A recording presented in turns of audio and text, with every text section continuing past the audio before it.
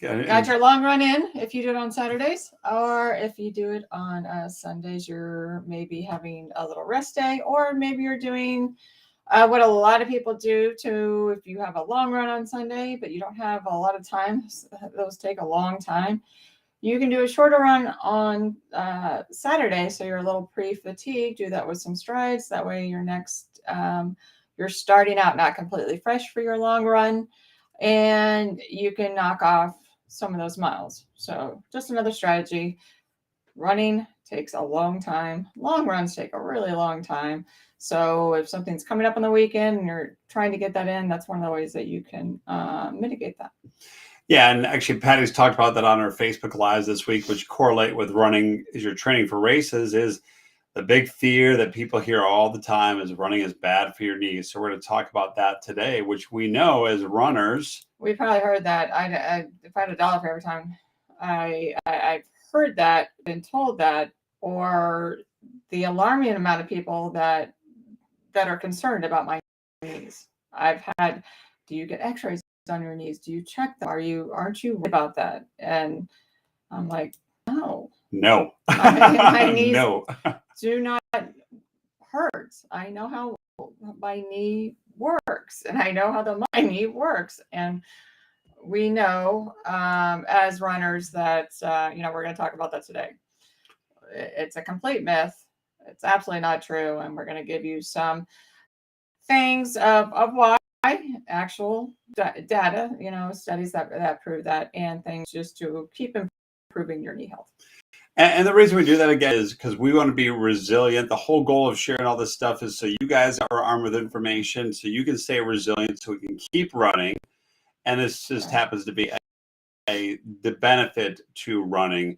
And as we say every week, this is not medical advice. This is stuff that we research, that we practice ourselves. Share with you guys so you could do your own research as well. We all want, everybody should have some critical thinking. It is never rely on one sole source, and question. Like I said, just for you, ask questions, and if they're not, doing one for them, they should be improving your health, but we have to be responsible for our own health, and doing that research and doing things to find out. There's so many things that we thought were once true because so many people in the know said that we know it's not true. So always be curious, people. Right. And as Patty just mentioned, make sure we're using our critical thinking skills, which is why we do the research. We're sharing this with you guys so you can as well,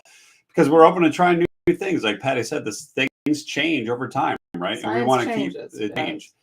So recapping last real quick, we talked about 2 super hacks to improve your running. Yeah, and this is something that was not on I had some misconceptions about iron, especially with running, and now I differently. So so things to look for if you're really low on energy or have a lot of information, which we as runners tend to do sometimes. You're having headaches. It's really might come down to your too much iron, shockingly. So we talked about just some of the examples of your intaking your dietary copper, not supplements, but dietary intake. Yeah, a lot of times it's you're not iron deficient. Your copper, you don't have enough copper to have your iron work. It's being dysregulated. It's not insufficient. Right, and those are out of balance. So you can eat foods like this to help you imbalance that. And the other, right, it's obviously it's going to improve your iron and free radicals, reduces your iron, and it's improving blood flow. And of course, it's for humanitarian reasons, which we all want to do, right? It saves lives.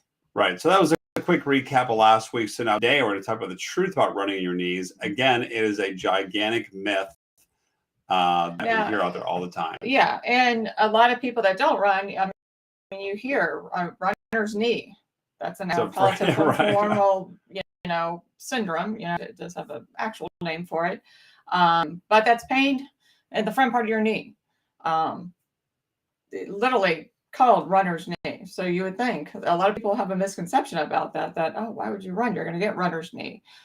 No, we know that a lot of times these are caused by certain things, not by the activity itself. So running is actually not bad for your knee. does not wear your joints out.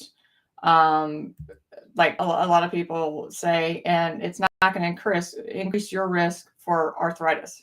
And osteoarthritis is a thing that's, affects a lot of people, older in life, that really can affect your mobility, your, functionality, and your quality. Right. And we talk about this all the time. This is why we're doing this stuff. So you're staying mobile, right? We need to stay resilient and give ourselves the chance to, fight against all those types of things so we can live our lives, right? Yeah, we want to thrive later in life. Exactly. And so you hear the myth that it's going to wear your knee joints out. Complete, utter myth.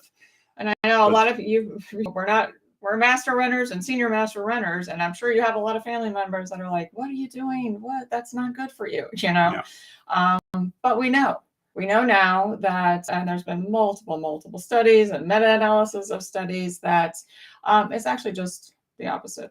It's just the opposite. So it's actually going to increase, not hurt it, but increase it. It thickens that cartilage around, your knee that supports its function, that knee joint function. It decreases your risk of osteoarthritis. Hard to say that one's a tongue twister. I know. And like I said, we have multiple studies. I mean, like a 20-year study, you've probably heard of that one. And they were studying 50 to 72-year-olds, not 20-year-olds.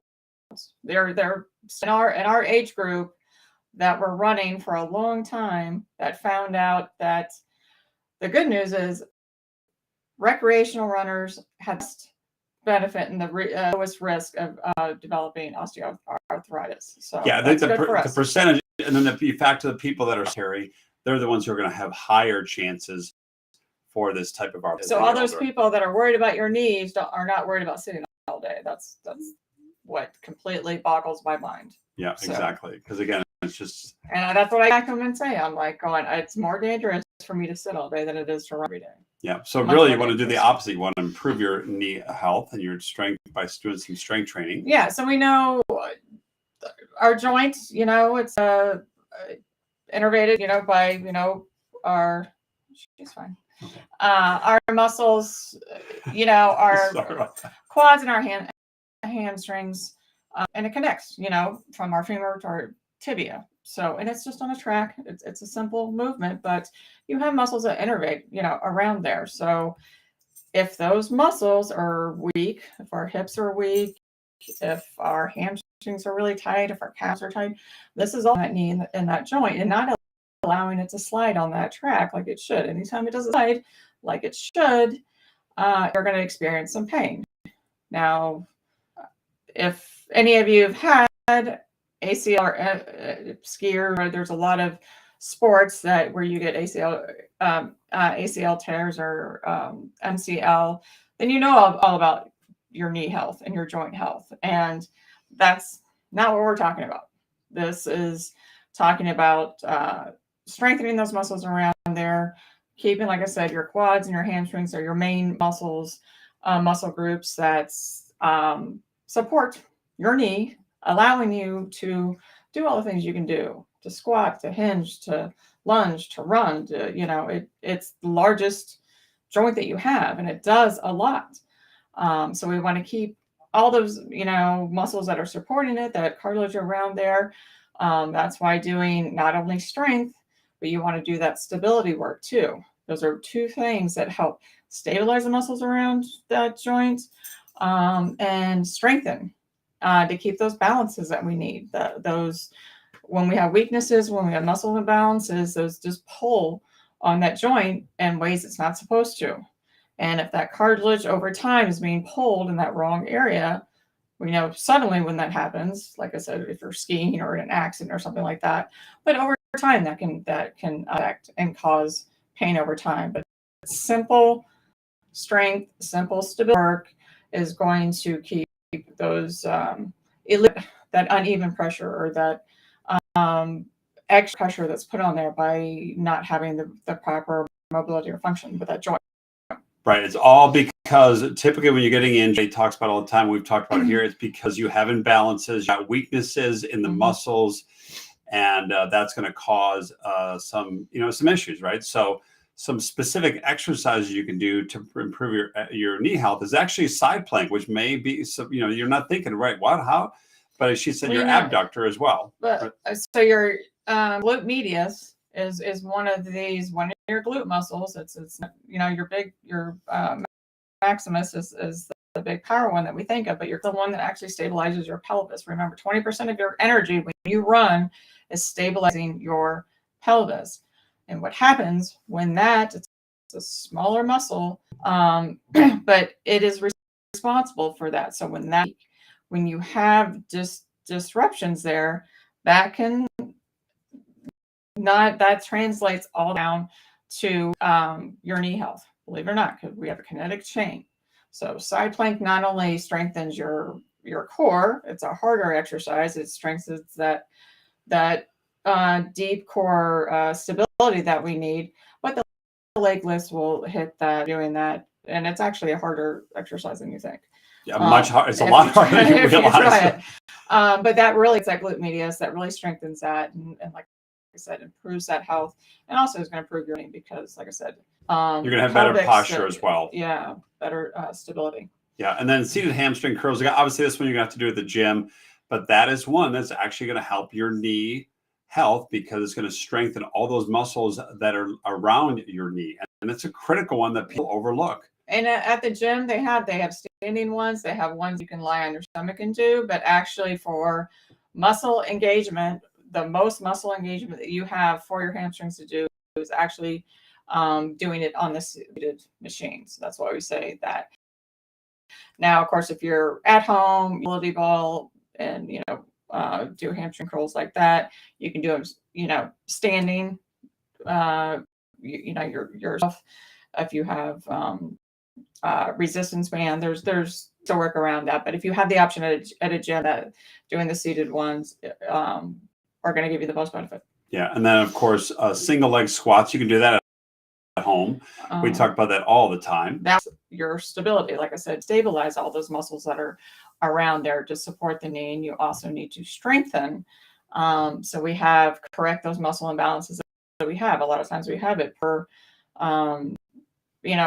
leg, per area. So, a key point if you need to work on, or you have some weaknesses, if you go down to a squat and your knees kind of tend to fall in, if they knee Vegas is what they call it, but that's just your knees bow in. So that's why you check. The nice thing about working out at a gym, you see a mirror or whatever, when you're squatting down, when you're weight and doing those things, if your knees start to go in, that means we got to work some of these supporting muscles and these other muscles to keep, so we can support our knees, so we have that stability going up and down when we're doing all of these movements. Yeah, and another one that will actually help with that is wall sits, right? I've been doing these recently, and start with as much as you can do, 30 seconds, a minute and a half, just go as long as you can, and try to do it a couple of times a day, because that's an easy one. Walk over to a wall, it'll break the day up, break your thought process wherever you're at, and it'll be good. And you can add, if that feels too easy for you, you can do leg lifts while you do that. That will definitely really, really fast. That will help something really quite a bit, actually. Now, this is one that we all kind of overlook, but it's the biggest thing, is this stretching. I know, the stretching and the foam rolling, but the key to is getting the whole thing of how your muscles, and they all have a relationship that they need, and attention relationship, and you foam roll, and then you stretch it, and then you activate it. That's an ideal way of getting that tension to kind of release, and then we stretch it once it's allowed to release. So you have one side of the muscle, the other side that's length. So correcting these imbalances that we have with that is how we do those. The stretch, you start with the foam rolling, then you do the stretch, and then you would do one of the activating movements that we talked about. Yeah, and that's the abductors or adductor, excuse me, which is critical. That's one that I need to focus on I'm still working on. That's the runner stretch, as she mentioned as well. And then foam rolling your quads and the lovely standing quad stretch. Yeah, that's a big one that affects our knees, our quads. The huge muscle group that affects our knee stability. Yeah, and then of course the calves, the dreaded runners notoriously have tight calves, but we know that affects your, Achilles, plantar fasciitis, and all that, but it affects your knees too. So. Yeah, actually, shockingly, it affects you. And then, which correlates as well with that, is the lovely TFL, which Patty talks about all the time. That's where most runners have this. I have this, a really tight, which actually will create plantar fasciitis. Yeah, the TFL and the psoas, they're not as easy to roll. You can't really do it with a foam roller. Sometimes a little ball, a tennis ball or something. It's going to help because a lot of people have tight hamstrings because they have an anterior pelvic tilt, and they have that tight TFL. You don't really foam roll your IT band because it's a gigantic band attached to your TFL. So if you foam roll that can actually loosen up, have the right, if that's tight, it's pulling on the IT band, which is attached to your knee. So it's that kinetic chain. It's all connected. Yeah. So it's the muscle that you can actually do something with, that smaller TFL. And there's tons of videos on that. I've done videos on that. It's a little bit hard to stretch, but you'll know it when you. If you roll on top of it with like a hard ball, you will feel it. Trust me on that one. I'm not used to that. That one will wake you up. I'll guarantee. And obviously, then it all ties back to your nutrition, right? When you're doing this, if you're eating a high inflammatory diet, you're going to increase your chance for knee issues, which we don't want, right? We know arthritis, just inflammation. We know that. So having a high inflammatory, and running is associating a lot of high carbs, a lot of, unfortunately, not so healthy high carbs, which really we should, ideally get away from.